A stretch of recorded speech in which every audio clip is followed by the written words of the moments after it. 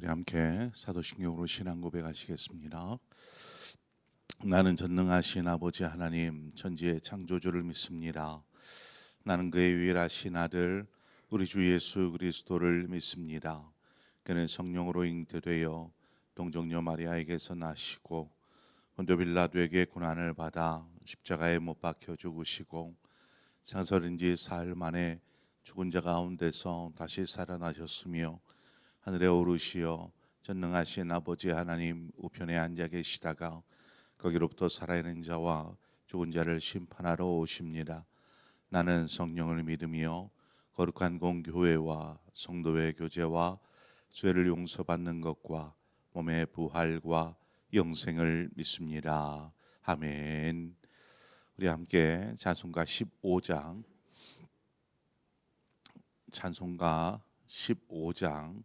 우리 함께 찬송하도록 하겠습니다. 하나님의 크신 사랑 하늘에서 내리사. 우리 함께 찬송하겠습니다. 찬송가 15장입니다.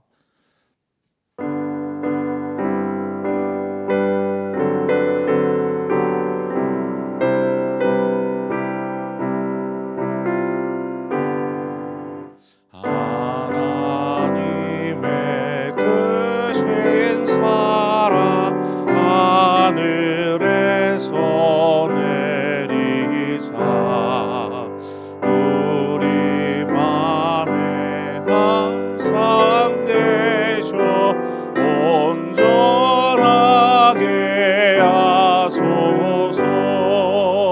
우리 주는 자비하사 사랑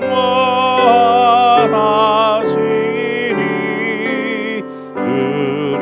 두려워서 떠내는 자를 구원하여 주소서. 걱정을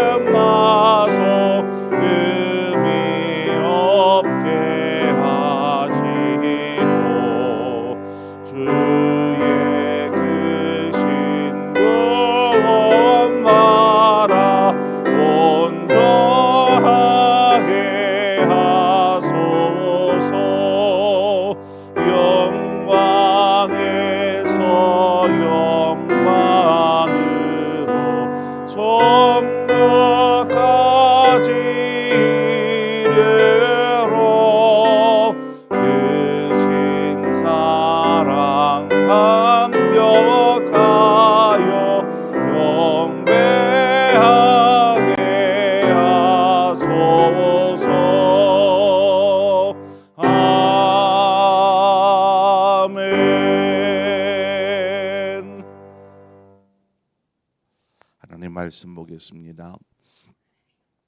역대하 6장 32절에서 39절의 말씀입니다.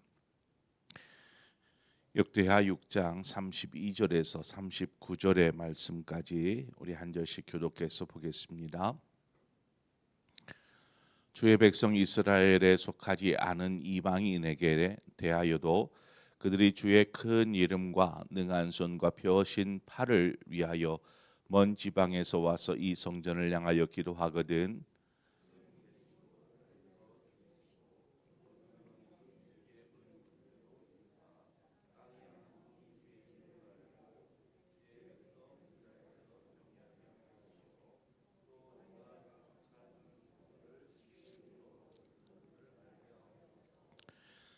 주의 백성이 그 적국과 더불어 싸우고자 하여 주께서 보내신 길로 나갈 때 그들이 주께서 택하신 이 성과 내가 주의 이름을 위하여 건축한 성전 있는 쪽을 향하여 주께 기도하거든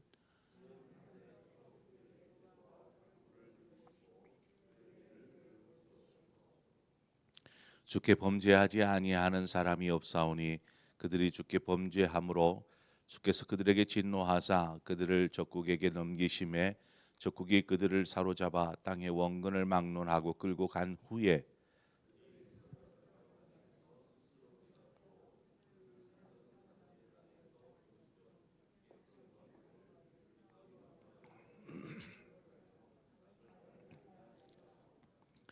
자기들을 사로잡아 간 적국의 땅에서 온 마음과 온 뜻으로 주께 돌아와서 주께서 그들의 조상들에게 주신 땅과 주께서 택하신 성과 내가 주의 이름을 위하여 건축한 성전 있는 쪽을 향하여 기도하거든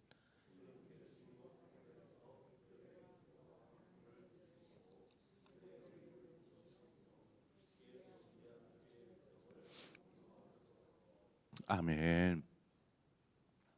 오늘 우리가 읽은 이 말씀은 다윗이 7가지의 간구를 하게 되는데 그 중에 5번째, 6번째, 7번째 이 3개의 간구에 속합니다. 솔로몬의 5번째 간구는 굉장히 중요한 의미가 있습니다. 왜 그러냐면 이스라엘 백성이 아닌 이방인들을 위한 기도였기 때문에 그렇습니다.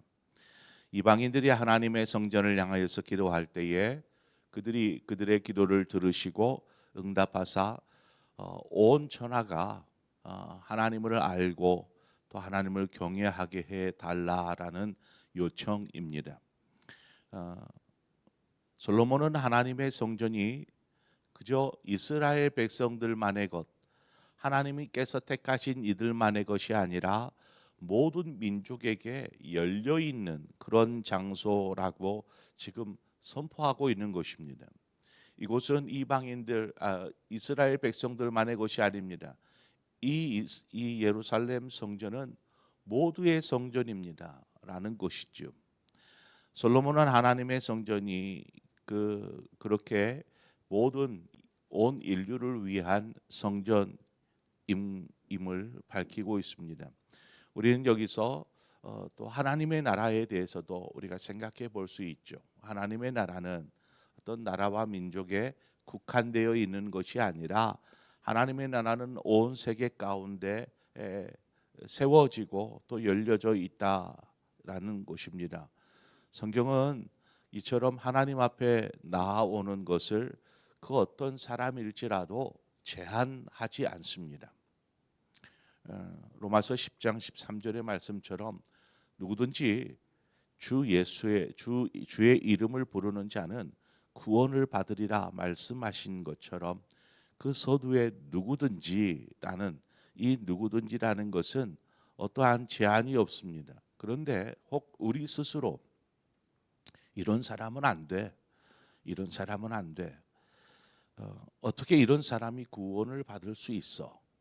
뭐 이러한 우리 안의 생각으로 어떤 하나님의 구원을 제한하고는 있지는 않는가 생각해 보아야 합니다. 한번 생각해 보십시오. 그냥 길거리에서 노숙을 하며 그의 삶은 고주망태처럼 그런 사람이 교회에 나와서 저 뒤에 앉아 있다고 생각해 보십시오. 그 오래 쪄들은 냄새와 더불어서 그 지저분함, 더러움, 이것으로 인해 사람들이 그 옆에 앉기를 거부할 것입니다. 또 이렇게 교회 안으로 올라오는 중에도 막 피할 것입니다. 그런 사람을 보면 어떤 생각을 할까요? 뭐 전혀 달라진 모습은 없고 올 때마다 그 모습 그 모양으로 와서 앉아 있을 때 우리는 그것을 어떻게 바라보아야 할까? 아, 저런 사람은 교회 안 나오는 것이 오히려 낫겠다. 교회에 피해를 주고 있으니까 교회 안 나왔으면 이런 생각하지 않을까요? 이처럼 우리 스스로 하는 저런 사람은 막 뭐 흉악무도한 그러한 범죄자가 이제 막 출소를 했어요. 그런 사람이 교회에 나와요. 그러면 그런 사람에 대해서 기쁘게 환영할 수 있는가? 아니, 저런 사람은 우리 교회에 안 나왔으면 좋겠다라는 생각 할 수 있지 않겠습니까? 하나님은 그 사람이 어떠한 모양이든지 어떠한 죄를 지었어도 하나님 앞에 나오는 것을 막거나 거절하시지 않으십니다. 예수 그리스도를 통해서 구원은 결코 차별이 없고 또 거기에는 어떤 조건이 붙이지도 않습니다. 그저 값없이 주어지는 하나님의 은혜가 바로 구원이기 때문에 그렇습니다. 그러므로 우리가 우리 스스로 저 사람은 이방 사람이니까 여기 들어오면 안 돼라고 제한해서는 안 됩니다. 이제 오늘 제가 고시위원회 가서 피택 되신 장로님들을 가르치게 되는데 그 강의 내용 가운데 뭐가 있냐면 차별금지법이나 뭐 이런 내용들이 있어요. 저도 막 그렇게 크게 관심을 안 뒀는데 강의를 해야 되니까 이렇게 공부를 하게 되는데 우리 가운데 어떤 동성애자가 이렇게 왔다, 교회에 나왔다라고 생각하면 여러분 그런 사람을 어떻게 받아들이시겠습니까? 또 이단에 있던 사람이 지금 막 이단이 신천지나 뭐 통일교나 참 하나님께서 심판하시는 것 같아요. 거기에 이제 쑥대밭이 되고 있는데 이제 그런 사람들이 이제 나오게 되면 교회에 올 수 있지 않겠습니까? 그런 사람들을 어떻게 받아들여야 할까? 제한해야 될까? 어떻게 해야 될까? 그렇습니다. 하나님은 결코 저 문을 가로막지 않으십니다. 중요한 것은 이들을 어떻게 가르쳐서 어떻게 변화시켜 살 것인가가 교회의 몫이지요. 그들을 아예 처음부터 저 문을 닫고 이런 사람은 오지 마시오라고 할 수 없는 것입니다. 여섯 번째 강구입니다.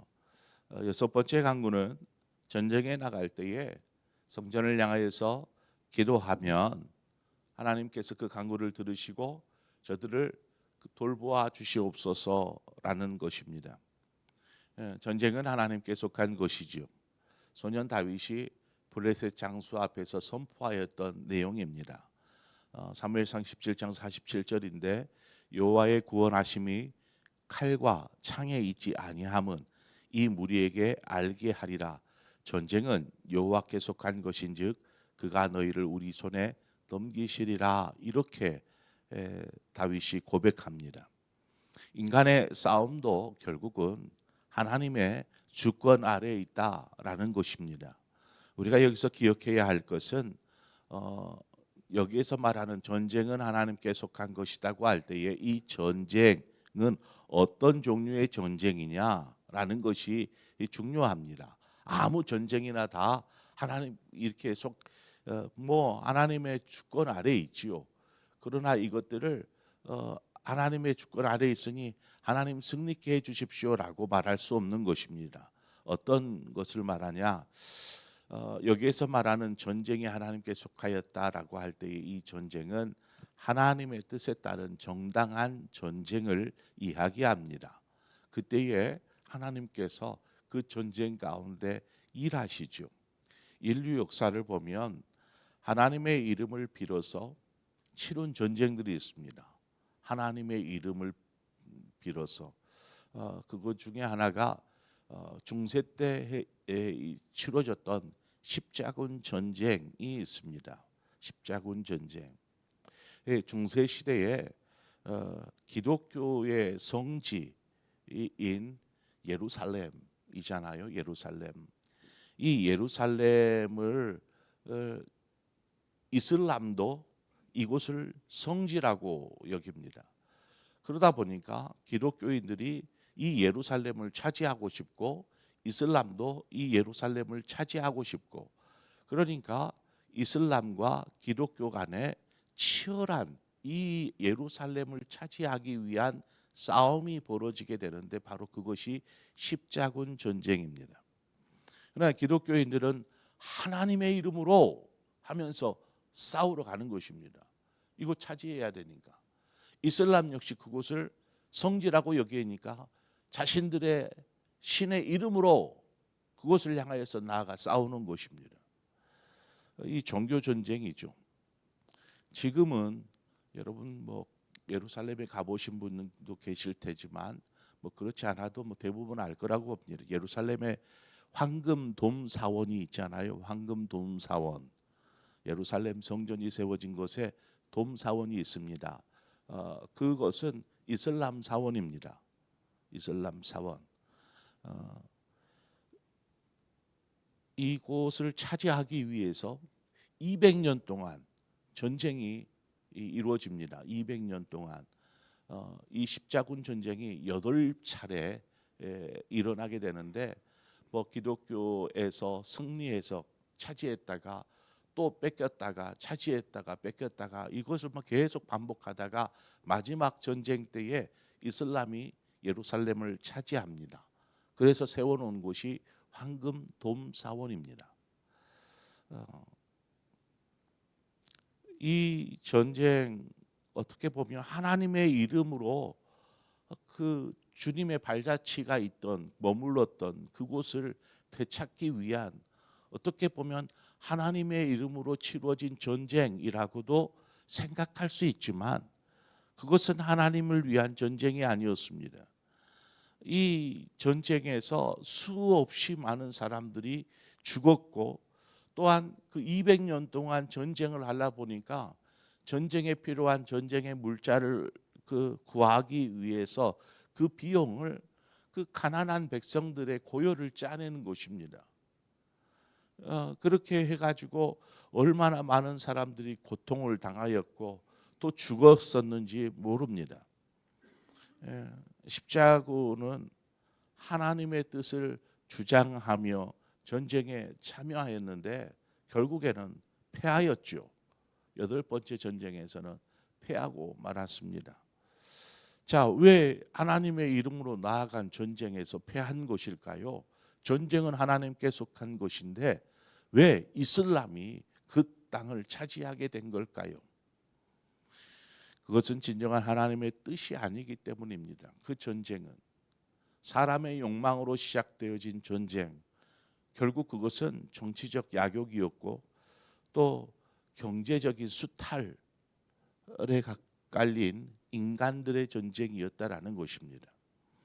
우리는 함부로 이처럼 하나님의 이름이다, 하나님의 뜻이다 라고 이야기해서는 안 됩니다.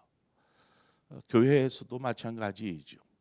모든 것이 하나님의 뜻과 또 하나님의 이름으로 이루어진 것은 아닙니다.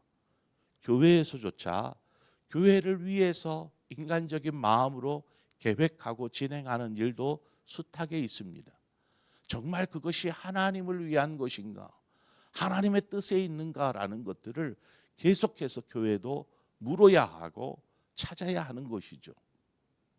하나님의 뜻을 외면한 채 그냥 우리가 교회를 편안하게 다니고 편안한 상황 속에서 환경 속에서 생활하고자 하는 그러한 생각에 이루어진 결정과 계획들 이런 것이 아니라 정말 하나님의 나라를 위한 것인가, 하나님의 뜻을 구하고 있는가, 이것들은 계속 되물어야 하는 것입니다.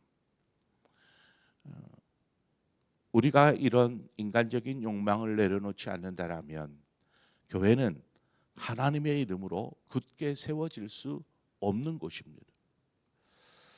36절 이하의 말씀은 이제 솔로몬의 7번째 강구에 속하는데, 이스라엘 백성이 전쟁에 패하여서 포로로 끌려갔을 때, 하나님의 백성들이 전쟁에 패하여서 포로로 끌려갔을 때 그들이 온 마음과 또 뜻으로 하나님 앞에 돌아오면 그 강구를 들으사 돌아올 수 있도록, 포로의 삶에서 풀려날 수 있도록 주님 도와주십시오라는 강구입니다. 38절에 보면은 온 마음과 온 뜻으로 주께 돌아와서라고 되어 있습니다. 이것은 포로된 자들이 하나님 앞에 이제 전심으로 하나님 앞에 나아갔을 때를 말합니다. 역대하 7장 14절에 보면 내 이름으로 일컫는 내 백성이 그들의 악한 길에서 떠나 스스로 낮추고 기도하여 내 얼굴을 찾으면 내가 하늘에서 듣고 그들의 죄를 사하고 그들의 땅을 고칠지라 라고 말씀하고 있습니다. 전심으로 하나님을 찾는 자들에게 하나님은 긍휼을 베푸시고 또 회복의 은혜를 주십니다. 그러므로 우리가 하나님 앞에 나아가서 기도하거나 간구할 때에 바로 이 온 마음과 뜻을 다해 전심으로 나아가야 합니다. 에레미야 29장 13절 말씀처럼 너희가 전심으로 나를 찾고 찾으면 나를 만나리라 말씀하는 것처럼, 전심으로 하나님을 찾는다라는 것은 어떤 의미일까요? 막 큰 소리로 외쳐서 하나님을 부르면 그것이 전심입니까? 전심이라는 것은 우리의 마음과 우리의 생각과 우리의 의지와 우리의 행동이 하나님께로 집중되어지는 것을 전심이라고 말합니다. 여기에서 어떤 자신의 생각을 관철하고자 과거 기도원에서 나무 뿌리를 뽑을 마음으로 그냥 얼마나 그 간절합니까? 그것은 자신이 가지고 있는 어떤 기도의 제목을 응답해 달라고 나무 뿌리를 캘 마음으로 막 이렇게 가는 어떤 그것이 아닙니다. 그것이 전심이 아닙니다. 전심이라는 것은 바로 이 자신의 생각을 관철하고자 함이 아니라 하나님의 뜻이 제 삶에 이루어지도록 제 생각을 내려놓겠습니다. 제 의지와 제 뜻을 내려놓겠습니다. 라는, 그래서 하나님의 뜻 앞에 제가 철저히 순종하겠습니다. 라는 것이 바로 포함되어져 있습니다. 전심으로 찾는 것은 우리의 모든 것을 내려놓고 하나님께로 돌아서는 것을 말합니다. 이 솔로몬의 7가지의 강구를 우리가 살폈는데 그 모든 강구에는 바로 그것입니다. 하나님, 제가 이러이러한 것들을 강구합니다. 들어주십시오 라고 이렇게 말한 것처럼 보여지지만 그 속에는 하나님 앞에 철저한 순종하고 복종하겠다라는 의미가 담겨 있습니다. 하나님, 어떠한 상황에서 그것이 무엇입니까?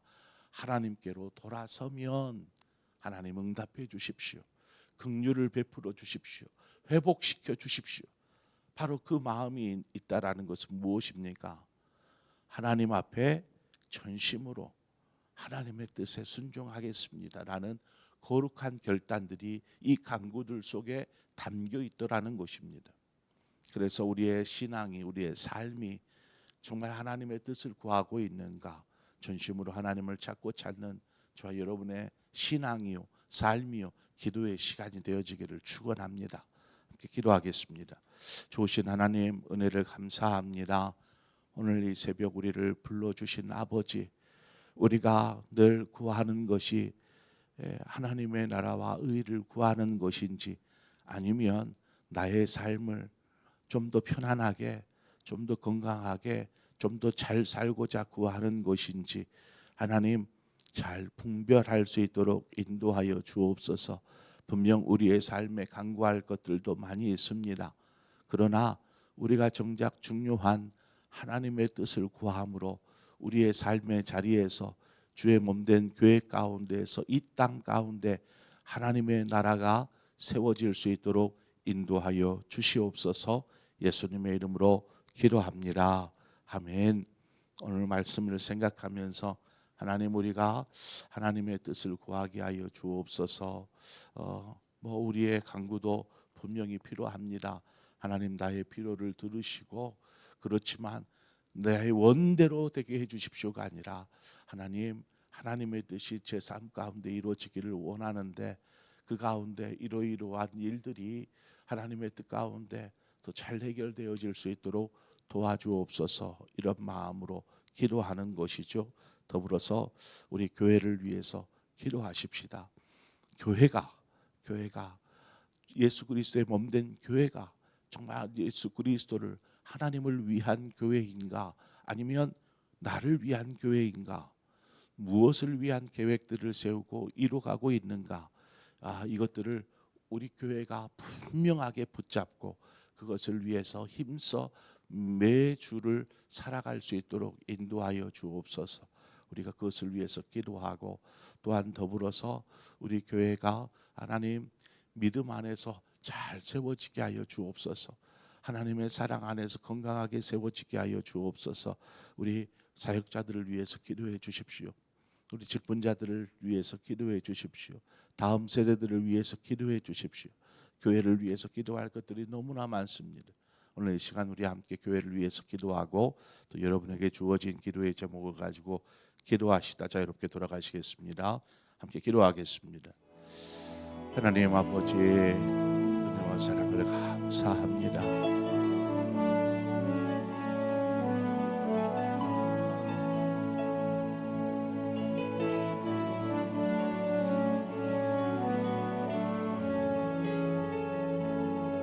우리가 말씀을